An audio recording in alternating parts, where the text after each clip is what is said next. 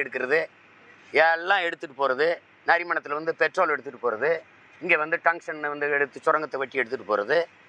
இந்தியாவில் என் நிலத்தில் தான் டங்ஷன் இருக்குது, இங்கே தான் மீத்தேன் இருக்குது, வேறு இடத்துல இல்லை. காவிரி படுகையில் இருக்குல்ல, கங்கை படுகையிலும் இருக்குல்ல, எடு அங்கே.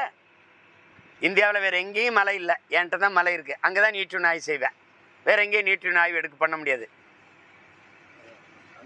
ஏன்னா அப்பன் இல்லாத வீடு மாதிரி தலைவன் இல்லாத நாடாக இது தட்டுக்கிட்டு இருக்குது. அது கேட்க நாதி கிடையாது. நீ எடுத்துறேன், நீ நான் பார்ப்பேன். நீங்கள் வந்து நான் போராட போகிறேன், 13ஆம் தேதி போய் போராடுறேன், நீ எடுத்துரு பார்ப்பேன். வலிமையான அதிகாரம் கொண்டவங்க தானே, வந்து எடுத்துருங்க.